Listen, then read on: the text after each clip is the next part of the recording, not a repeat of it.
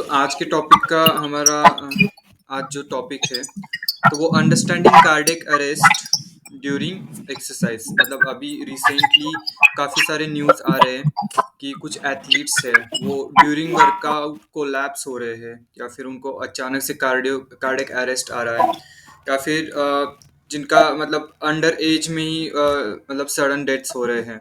तो क्या रीज़न है? कुछ लोग समझते हैं कि एक्सरसाइज ओवर एक्सरसाइज करने से या फिर एक्सरसाइज जिम में एक्सरसाइज करने से डेथ्स हो रहे हैं। तो एग्जैक्टली रीजंस क्या है? और जैसे कि मतलब एक्सरसाइज जो है वो कार्डियोवैस्कुलर हमारे जो सिस्टम है उसकी हेल्थ इंक्रीज करने के लिए हम करते हैं। बट अगर कार्डियक अरेस्ट जैसे केसेस हो रहे हैं तो क्या सही है और क्या गलत है, इसके बारे में हम आज के टॉपिक में डिस्कस करेंगे। तो स्टार्ट करते हैं कोच सौम्यजीत आपसे। Okay so first of all जैसे रोहित ने बोला कि आजकल ये देखा जाता है बट इसका कोई प्रॉपर स्टैटिस्टिक्स नहीं है बिकॉज ये बहुत ही रेयर केसेस है एंड ये हम न्यूज़ चैनल में देखने को मिलेगा बट वो भी बहुत रेयर ही है एंड मतलब रिसेंटली यहाँ पर भी मैंने देखा है मतलब normal people first day gym पे गया था डेथ हो गया ठीक है एंड सेलिब्रिटीज का भी डेथ हुआ है एथलीट्स का भी डेथ हुआ है ठीक है एंड ये not only in gyms but also in मतलब फील्ड्स में भी हुआ है। जैसे 2-3 दिन आगे मैं देख रहा था एक प्लेयर फुटबॉल प्लेयर को पनिश करने के लिए एक्स्ट्रा माइल रन करने के लिए बोला था मतलब कोच ने तो वहां पर इन मतलब फील्ड ही उसका डेथ हो गया। इतना इंटेंस था। तो फर्स्ट ऑफ ऑल मैं एक चीज बोलूंगा मतलब स्टार्ट करना चाहता हूँ heart attack and cardiac arrest के अंदर जो डिफरेंस है उससे। तो हार्ट अटैक स्पेशली टिपिकली कैसा होता है जहाँ मतलब कोरोनरी आर्टरीज जो है वो अगर ब्लॉक हो जाता है मतलब कोलेस्टेरॉल रिच प्लेग से तो वहां पे आता है heart attack and heart attack होने के बाद ब्लड फ्लो एक सर्टेन पोर्शन ऑफ हार्ट में नहीं होता है एंड उससे मतलब काफी सारा प्रॉब्लम्स आते हैं जैसे मतलब पेन हो जाना एंड फैटिग हो जाना आउट ब्लैकआउट जैसा हो जाना बट हार्ट बीट करना स्टॉप नहीं होता है हार्ट अटैक में ठीक है एंड बट कार्डियक अरेस्ट थोड़ा डिफरेंट है। कार्डियक अरेस्ट में सडनली बीटिंग स्टॉप हो जाता है एंड हार्ट ब्लड पंप करना बंद कर देता है एंड उस टाइम पे इमीडिएटली सीपीआर एईडी प्रोवाइड करना पड़ता है नहीं तो डेथ हो सकता है। तो ये डिफरेंस है cardiac arrest and heart attack का। अभी मैं सीधा आऊंगा कॉजेस में कार्डियक अरेस्ट के साथ मतलब एक्सरसाइज का क्या रिलेशन है। तो फर्स्ट ऑफ ऑल हमारा जो कार्डियक अरेस्ट जिन लोगों को होता है तो देखा गया है बेसिकली जिन लोगों का कुछ अंडरलाइंग प्रॉब्लम्स है मतलब जिसका हाइपरट्रॉफिक कार्डियोमायोपैथी है ऑलरेडी जिसका मतलब एक जो हमने इसके आगे सेशन पे सर ने हमें समझाया था कि एक हम एक्सरसाइज के दौरान हमारा हाइपरट्रॉफी होता है हार्ट का लेफ्ट वेंट्रिकल में which is good for us but एक हाइपरट्रॉफिक मायोपैथी होता है जो एबनॉर्मल साइज मतलब गेन होता है मतलब ठीक हो जाता है हार्ट के वॉल वो अच्छा नहीं है एंड वो सब केसेस अगर किसी का है एंड वो जिम पे आके उसका टारगेट हार्ट रेट मतलब कैलकुलेट नहीं करके मतलब एकदम इंटेंसली वर्कआउट करना स्टार्ट कर दिया तो उसका एक प्रॉब्लम हो सकता है and they are very susceptible to such cardiac arrest ठीक है। और सेकेंड में आऊंगा सेकेंड कॉज है एरिथमियास किसी किसी का ऐसा है कि इरेगुलर हार्ट बीट का रिदम्स होता है तो एबनॉर्मल हार्ट बीट मतलब होने के जिनको होता है तो उन लोगों का ये प्रॉब्लम ज्यादा देखा गया है कार्डियक अरेस्ट का एंड इसका कुछ अलग मतलब ठीक ठाक मतलब इसका कुछ ट्रीटमेंट भी नहीं है। उसके बाद ओवर एक्सर्शन जो होता है मतलब जो मैं बोल रहा था सभी का एक टारगेट हार्ट रेट होना चाहिए। कोई अगर बिगिनर है जिम पे आता है उसको एटलीस्ट उसका मैक्सिमम हार्ट रेट के 60% के ऊपर एक्सीड नहीं करना चाहिए। जितना मतलब अगर उसका वो एक्सीड कर गया वो 80% 90% वो हार्ट रेट पे वो कार्डियो कर रहा है जो भी मतलब एरोबिक एक्सरसाइजेस है वो कर रहा है इंटेंसली तो उस पे बहुत चांसेस हाई हो जाता है ये सब मतलब कार्डियक अरेस्ट का। और एक चीज जो है प्रॉपरली अगर कोई without warm up exercise start करता है तो एक्चुअली उसमें क्या होता है कि हमारा बॉडी मतलब हमारा हार्ट एंड हमारा मसल्स को हम prepare without preparing the heart and muscles हम डायरेक्टली एक्सरसाइज में चले जाते हैं, उसमें भी कार्डियक अरेस्ट का बहुत हाई चांसेस होता है। तो before the exercises obviously warm ups करना पड़ेगा एंड उसका भी एक प्रॉपर रूटीन होना चाहिए, ब्रीदिंग से स्टार्ट करके सब कुछ करना है एंड आफ्टर द एक्सरसाइजेस भी कूल डाउन करना है। उसके बाद और एक जो कारण होता है डिहाइड्रेशन, इलेक्ट्रोलाइट इम्बैलेंसेस। सो जैसे हीट एग्जॉशन होता है बिकॉज ऑफ डिहाइड्रेशन एंड एक अच्छा टेम्परेचर मेंटेन करना चाहिए, ठीक है। मतलब कुछ दिन आगे में जो पहले बोला कि एक फुटबॉल प्लेयर का डेथ हो गया था, तो उसका ये मतलब बहुत हाई वार्म कंडीशन मतलब वेदर था, उसके अंदर उसको कोच एक्स्ट्रा माइल रन करने के लिए बोला था, तो उससे वो प्रॉब्लम हुआ। एंड डिहाइड्रेशन वाटर के बिना सिर्फ नहीं होता है। तो हम जब वर्कआउट करते हैं सोडियम, पोटेशियम, कैल्शियम ये सबका इन्वॉल्वमेंट होता है हमारा बोन्स एंड मसल्स, हमारा मोटर न्यूरॉन्स ये सब में। तो ये सब का एक अच्छा बैलेंस करके करना पड़ता है। इसीलिए बहुत सारा एथलीट्स को मतलब coach sports nutritionist salt water खाने के लिए बोलते हैं ड्यूरिंग इंटेंस वर्कआउट्स।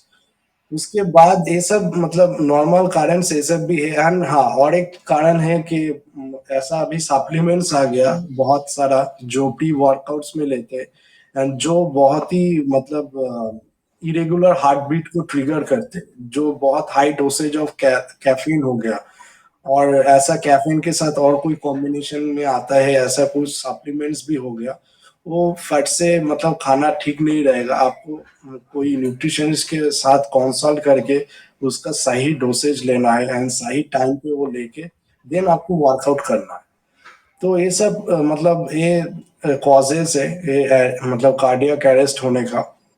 तो इसका रेमेडी क्या है? तो फर्स्ट ऑफ ऑल ऑब्वियसली आप जब वर्कआउट करना स्टार्ट करते हो, अगर आप बिगिनर हो, सर्टेनली आपको कोई कोच, ट्रेनर कोई भी हो, इसके साथ आपको एक कंसल्टेशन करना चाहिए एंड उससे आपको जानना चाहिए कि आपका मैक्सिमम हार्ट रेट क्या है and maximum heart rate exceed ना हो एंड उसके अंदर आपका हार्ट रेट रहे, ऐसे ही आपको वर्कआउट करना है। एंड उसके लिए आप गैजेट्स यूज करो, तो आपका हार्ट रेट आप मॉनिटर कर सकते हो।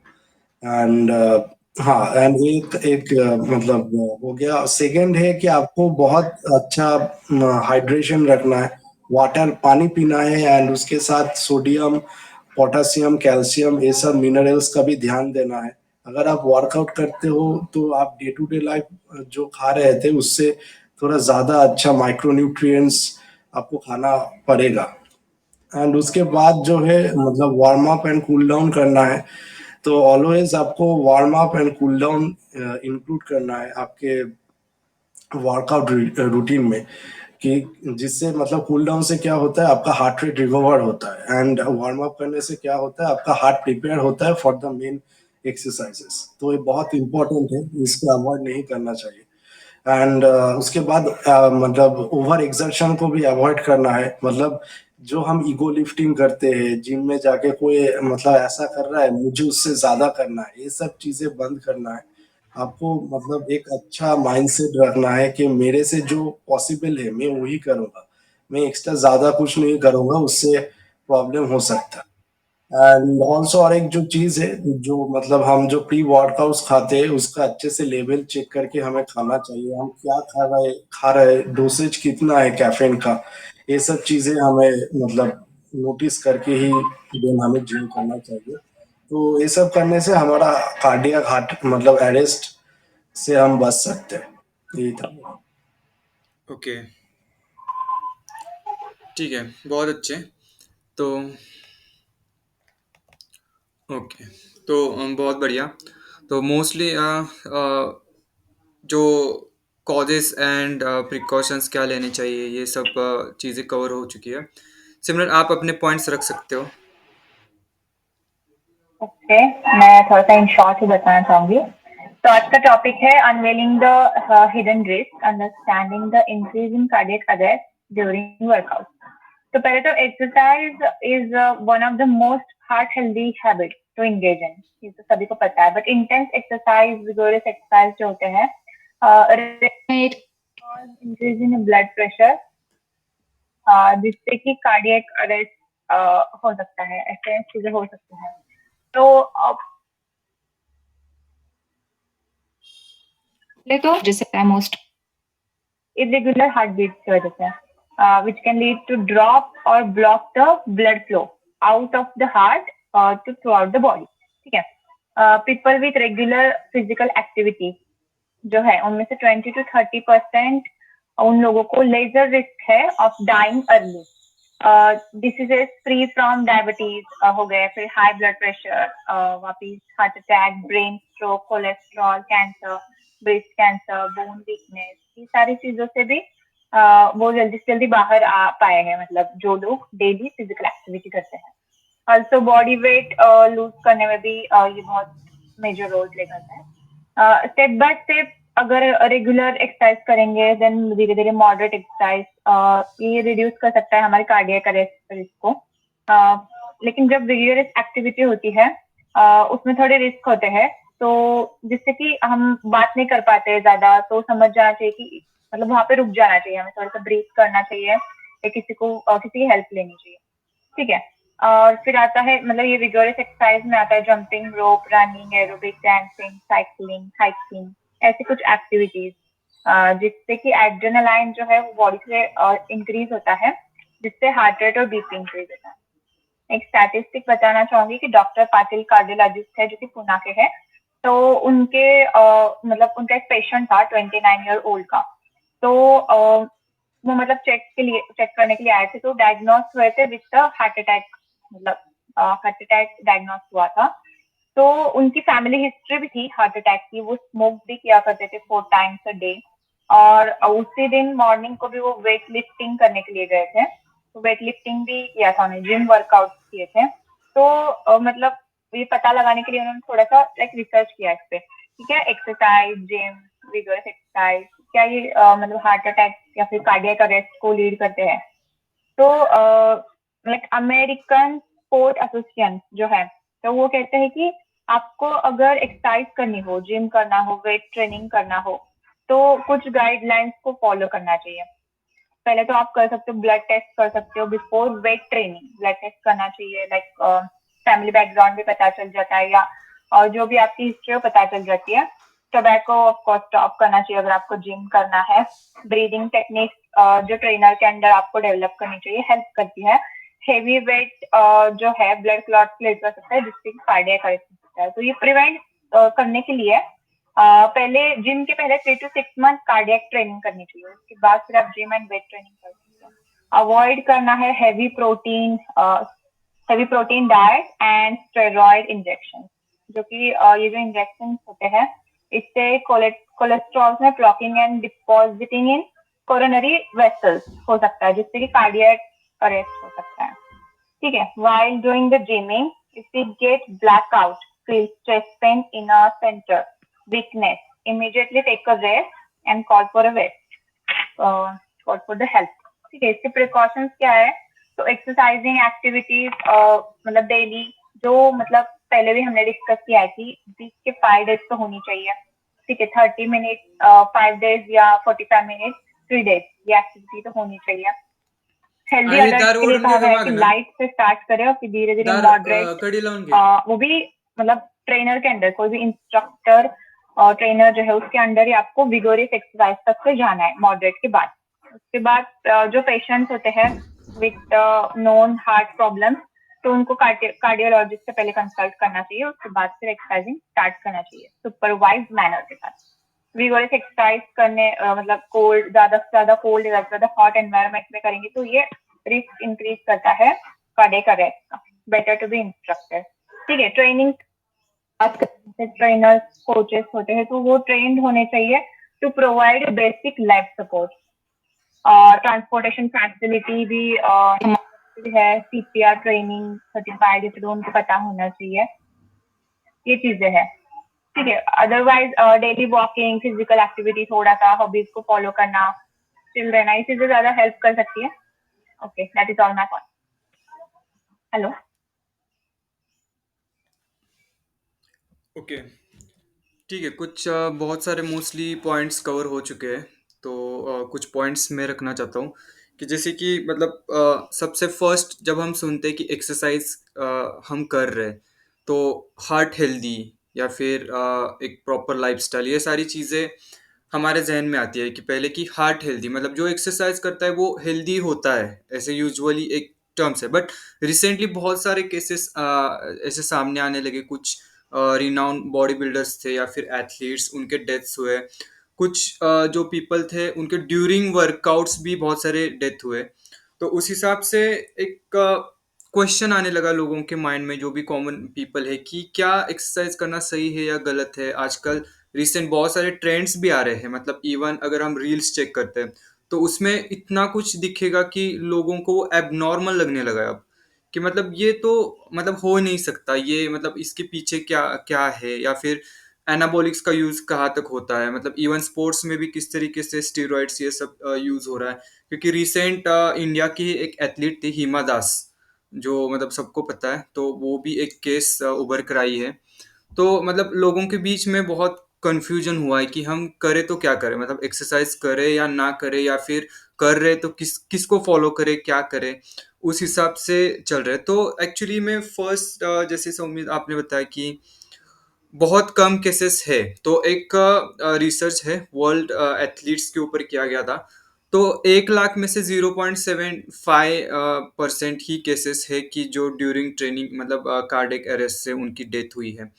बट यहाँ पे एक चीज हमें देखनी पड़ेगी। ठीक है, आज का टॉपिक है कार्डियक अरेस्ट के ऊपर है, बट एक चीज देखनी पड़ेगी कि लॉन्ग टर्म इफेक्ट्स भी क्या हो सकते हैं। कि अगर आप अपने अर्ली एजेस में अगर रिगरस ट्रेनिंग कर रहे हो, या फिर एक आपके प्रोलॉन्ग सेशंस है, आप कुछ गोल अचीव कर रहे हो, आप उसके लिए कुछ चीज़ों की सहायता भी ले रहे हो, तो उसके बाद में भी मतलब इफेक्ट्स हो सकते हैं। कि जैसे कि कुछ बॉडी बिल्डर्स की डेथ हुई है 40s एंड 50s में, जो कि एक अर्ली एज ही है, मतलब एज ही है डेथ की अगर हम बात करें तो कार्डियक अरेस्ट का मैकेनिज्म ऐसे होता है कि ये मतलब सडनली स्टॉप होता है। जैसे कि हार्ट है, बॉडी ब्लड को पंप करने में वो सडनली स्टॉप होता है, क्योंकि एक इलेक्ट्रिकल डिस्टरबेंस क्रिएट होता है। जो हार्ट की हमारी रिदम होती है उसमें क्या डिस्टरबेंस क्रिएट होता है, वो सडनली पंप करना स्टार्ट मतलब स्टॉप हो जाता है।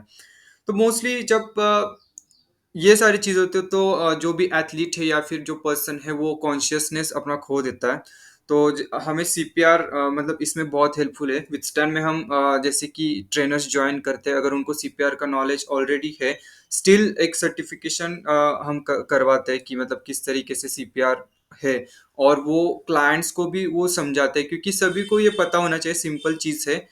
तो उसके बाद मतलब सपोज अगर हम हाई डिमांडिंग एक्सरसाइजेस कर रहे हैं, हम कुछ गोल है, हम कुछ बॉडी इमेज बनाना चाहते हैं, या फिर हम स्पोर्ट्स के लिए प्रैक्टिस कर रहे हैं, तो बहुत सारे सेशंस हाई डिमांडिंग होते हैं। तो जितना हाई डिमांडिंग सेशन है उतना ही ऑक्सीजन का सप्लाई हमारे बॉडी के लिए नेसेसरी है। तो कुछ कंडीशंस में अगर ये सप्लाई इनएडिक्वेट हो जाता है, तो कुछ सर्कमस्टेंसेस में हार्ट के ऊपर स्ट्रेन इंक्रीज हो जाता है, और इस ये कार्डियक अरेस्ट को ट्रिगर कर सकता है। तो जिनको प्री हार्ट कंडीशंस ऑलरेडी है उनमें ये रिस्क फैक्टर ज़्यादा पाया गया है रिसर्च में। तो रिस्क फैक्टर्स कौन कौन से हैं, तो फर्स्ट नंबर वन ये ऑब्जर्वेशन हुआ है कि जिनको ऑलरेडी मतलब pre existing coronary artery diseases है, या फिर उस टाइप के हार्ट कंडीशंस है, तो उनको मतलब कार्डियक अरेस्ट का ज़्यादा पाया गया है उन लोगों में। उसके बाद है एज, मतलब ड्यूरिंग ट्रेनिंग जब आप जा रहे हो ट्रेनिंग को, तो जो एज फैक्टर है वो ऑलरेडी मतलब प्रॉपरली कंसिडर होना चाहिए। बहुत सारे लोग अपने मतलब अर्ली एज में स्टार्ट करते हैं, तो उनका एक रिदम मेंटेन हुआ रहता है पहले से ही। कुछ लोग क्या करते हैं कि वो अपने 40s या 50s में ट्रेनिंग स्टार्ट कर लेते हैं। तो मतलब ऑलरेडी अगर आपकी सीडेंटरी लाइफस्टाइल है, या फिर आप अर्ली एजेस में ज़्यादा एक्टिव नहीं थे और सडनली आप स्टार्ट कर रहे हो ट्रेनिंग ट्रांसफॉर्मेशन के लिए, या फिर कुछ ग्रीड है उस हिसाब से, तो मतलब मोस्टली वो जैसे कि ईगो लिफ्टिंग हो गया, या फिर हमने सोशल मीडिया पे देख के हम भी कर रहे हैं, उस हिसाब से अगर हो रहा है तो मतलब चांसेस बढ़ सकते हैं। मतलब जस्ट कार्डियक अरेस्ट ही नहीं, अदर भी चीज़ें इससे मतलब बहुत सारी जुड़ी हुई है। सेकेंड है आपकी अगर फैमिली हिस्ट्री है, अगर आपके फैमिली हिस्ट्री में अगर ये है, कार्डियक अरेस्ट के कुछ इवेंट्स हुए हैं, तो एक चांसेस बढ़ सकते हैं। तो, उसके बाद जैसे कि मैंने सीडेंटरी लाइफस्टाइल ऑलरेडी मेंशन किया है, उसके बाद है इंटेंस प्रोलॉन्ग्ड अपने हाई डिमांडिंग सेशंस।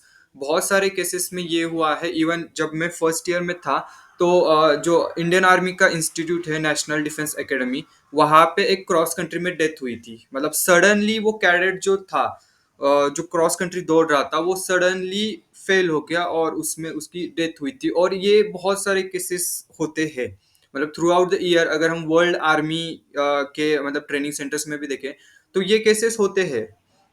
तो मतलब इसका क्या होता है कि बहुत अगर ज़्यादा इंटेंस हो रहा है, हर एक इंडिविजुअल का अपना अपना मतलब स्ट्रेंथ एंड कंडीशनिंग का पहला ही प्रिंसिपल वो है कि इंडिविजुअलिटी, कि इंडिविजुअल का अपना अपना ट्रेनिंग पैटर्न होता है। तो अगर आप 50 कैडेट्स को या फिर 50 पर्सन्स को एक ही प्रोसेस से थ्रू कर सकते हैं, तो उसका हर एक के ऊपर अलग अलग इफेक्ट होगा।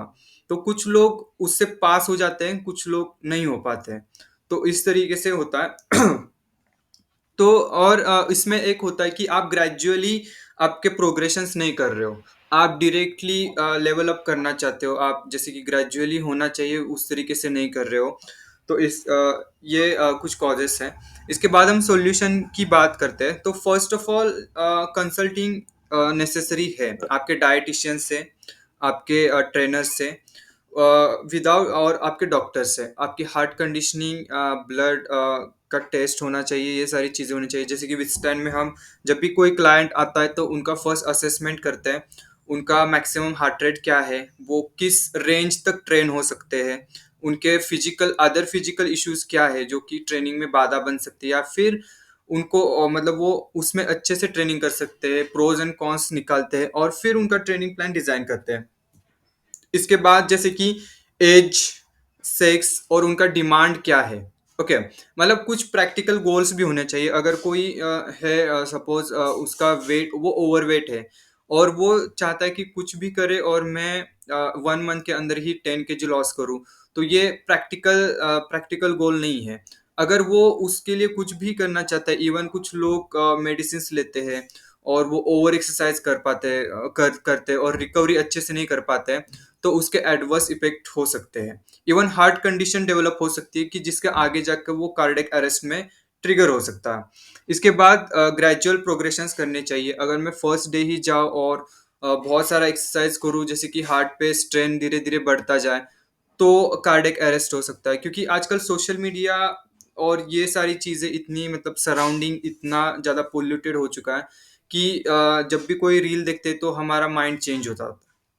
हम उस तरह मतलब करना चाहते हैं या फिर उस तरह बनना चाहते हैं, बट वो पर्सन वो 1 मिनट के रील के लिए उसने सालों साल अगर मेहनत की है, तो हमें भी वैसे मेहनत करके फिर उस हिसाब से उस ट्रेनिंग पैटर्न में जाना चाहिए। उसके बाद है कि प्रॉपर वर्कआउट रूटीन, जैसे कि वार्म अप पहले बहुत नेसेसरी है, जो कि जॉइंट हेल्थ या फिर हमारा ब्लड सर्कुलेशन, ये सारी चीज़ें भी उसके रिगार्डिंग बहुत इंपॉर्टेंट है। उसके बाद एक्सरसाइज के बाद एक प्रॉपर कूलिंग डाउन सेशन होना चाहिए, पोस्ट वर्कआउट स्ट्रेचेस होने चाहिए, ताकि हम रिलैक्स हो सके, जिसमें आप योगा कर सकते हो। इवन बहुत मेरा खुद का एक्सपीरियंस है कि बहुत रिगरस ट्रेनिंग के बाद, इवन 1 आवर के फुटबॉल मैच के बाद भी अगर आप 5 से 10 मिनट योगा कर लेते हो, तो भी आप मतलब इतने अच्छे से रिकवर हो पाते हो कि नेक्स्ट डे आपको फील भी नहीं होता आप इतना खेल चुके हो, और नींद भी अच्छे से आती है। बहुत बार ये होता है कि हम अगर रिगरस ट्रेनिंग करते हैं, तो उसका एडवर्स इफेक्ट हो जाता है नींद के ऊपर भी, कि नींद का कम होना या फिर झट से नींद ना आना। तो रिलैक्सेशन भी उतना ही इम्पोर्टेंट है आफ्टर रिगरस एक्सरसाइज। उसके बाद है कि जो कि मुझे लगता है मोस्ट इम्पोर्टेंट है, always listen to your body. हमारे बॉडी हमें हर बार मतलब इवन ब्रीदिंग से लेकर खाना खाने तक, या फिर स्टमक में कोई गड़बड़ी है, हार्ट कंडीशन, कुछ ना कुछ इंडिकेशंस देते रहती है।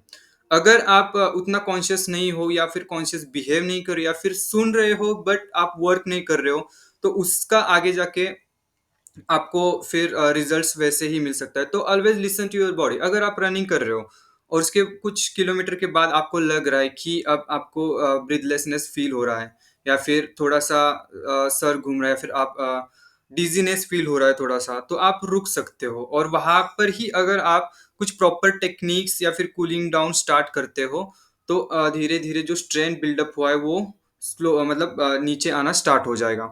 तो ये है कि आपकी बॉडी इमेज क्या है, आपकी बॉडी की रिक्वायरमेंट क्या है। हर एक इंडिविजुअल का अलग अलग गोल हो सकता है, तो आपको वो गोल रियलिस्टिक जानना है और फिर उसके ऊपर प्रॉपर वर्क करना है। ट्रेंड्स के पीछे जाने से अच्छा खुद की बॉडी की सुनो। इसके बाद है स्टे हाइड्रेटेड। बॉडी में जो फ्लूइड है, फ्लूइड का जो फ्लो है वो एडिक्वेट होना चाहिए, और बैलेंस जो होता है फ्लूइड बैलेंस, वो एडिक्वेट आपका प्रॉपर होना चाहिए। इसके बाद देखिए, मतलब different different exercise systems design है, मतलब वर्ल्ड में बहुत से लोग मतलब नहीं करते, क्योंकि दूसरा कर रहा है उसकी तरह बॉडी बनानी है तो मुझे भी सेम वैसे ही करना है, या फिर उसी को फॉलो करना है, ये सारी चीजें हैं। बट मुझे ऐसा लगता है, मेरा खुद का मतलब प्रोसीजर भी वैसे ही है कि सपोज अगर क्रिस्टियानो रोनाल्डो ये कर रहा है एज अ फुटबॉल प्लेयर, तो मुझे भी सेम वही करना है। वो अगर वो खा रहा है तो मुझे भी वही खाना है। तो ये सारी चीजें ना करते हुए हम मतलब हमारे बॉडी की सुने और उस तरीके से डेवलप करें। लाइक अगर कुछ सिस्टम्स है, योगा है, ताइची है, जो कि बहुत हार्ट फ्रेंडली है, आप अपने सिस्टम के साइड बाय साइड इसको भी फॉलो कर सकते हो। ये डेफिनेटली आपके हार्ट को स्ट्रेंथन करेगा, blood flow, blood circulation properly increase करेगा। और मोस्टली ये सिस्टम का गोल ही ये है कि आपको इंटरनली मतलब वेल डेवलप करना। अगर आप इन दोनों की भी फिलोसफी देखोगे, तो ये स्लो एक्सरसाइजिंग है, जिसमें आपको ज्यादा कुछ मतलब रिगरस वर्कआउट नहीं करना है। स्लो एक्सरसाइज है, ये ब्रीदिंग के ऊपर फोकस करते हैं, ऑक्सीजन सप्लाई मैक्सिमम कैसे बॉडी में बिल्डअप हो और बॉडी की एनर्जी कैसे चैनलाइज हो, इसके ऊपर ये सिस्टम्स वर्क करते हैं। तो आप उसको मतलब उसको को एग्जिस्ट कर सकते हो अपने ट्रेनिंग पैटर्न के साथ। जैसे कि अगर आप 3 डेज अच्छा मतलब रिगरस वर्कआउट कर रहे हो, तो 1 डे आप थोड़ा सा चेंज करके ये सारे सिस्टम्स कर सकते हो। तो, उसके बाद है rest, rehab and recovery. After मतलब हार्डकोर सेशंस आपको रेस्ट भी इंपॉर्टेंट है। रेस्ट के भी 2 टाइप्स आप मतलब फॉलो कर सकते हो, active and passive rest.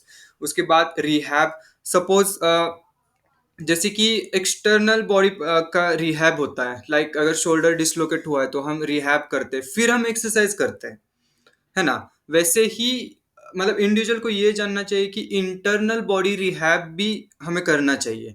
Like Ayurveda का होता है, जैसे कि पंचकर्म हो गया, आप पंचकर्म कर सकते हो, या फिर जैसे ताइची एक्सरसाइजेस है, योगा एक्सरसाइज है, ब्रीदिंग, तो वो भी एक काइंड ऑफ रिहैब ही है, जो इंटरनल सिस्टम्स का रिहैब करते हैं जो डैमेज हुए हैं। और इसके बाद रिकवरी, लाइक मसाज, ये सारी चीजें भी कर सकते, ये सारी चीजें हार्ट फ्रेंडली है।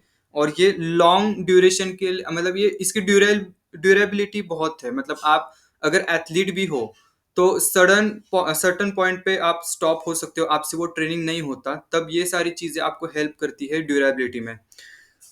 तो इस तरीके से मेरे पॉइंट्स थे। तो लास्ट में हम कुछ चीज़ों के ऊपर डिस्कस कर सकते हैं। तो आप अपने अपने माइक ऑन कीजिए।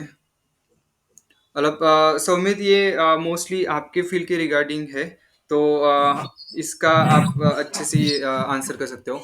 लाइक अभी रिसेंटली जैसे कि बॉडी बिल्डर और सेलिब्रिटीज की डेथ हुई है, तो इनका सोशल जो हमारा स्ट्रक्चर है उसके ऊपर इम्पैक्ट कैसे जा रहा है? एज अ कोच आपको क्या लग रहा है? मतलब हम नॉर्मल पीपल के पास क्या मैसेज जा रहा है हाँ, ये इनके। मैसेज क्या जा रहा है? हाँ, तो बेसिकली जो है, मतलब फर्स्ट ऑफ ऑल हमारा जो मिडिल क्लास पीपल है एंड जो उतना मतलब एक्सरसाइज साइंस के बारे में, फिटनेस के बारे में उतना नॉलेज नहीं है, लेमेंस जो है उन लोगों को तो मतलब एक्चुअली नहीं करना है एक्सरसाइजेस। अभी ये सब से वो बहुत बड़ा एक्सक्यूजेस बना लेगा कि अभी जाके अगर मैं एक्सरसाइज करूंगा तो मुझे ये भी हो सकता है। तो बहुत ही नेगेटिव इम्पैक्ट आ गया मतलब। एंड बॉडी बिल्डर्स का भी खुद का भी कुछ गलतियां है, जो वो लोग स्टेरॉइड्स देते हैं। सो उससे मतलब जो मैं बोल रहा था उस टाइम पे, वो होता है मतलब हमारा जो हार्ट है उसका भी हाइपरट्रॉफी होता है, इरेगुलर शेप होता है उसका। एंड उससे वो हार्ट बीट पंप होना एंड वो ठीक से रिदम पे काम नहीं करता है। एंड उसके लिए उसका जो स्टेरॉइड साइकिल है वही जमींदार है, मैं बोलूँगा। ओके, मतलब कितना फ्रिक्वेंट है स्टेरॉइड्स का यूज अभी बॉडी बिल्डिंग फील्ड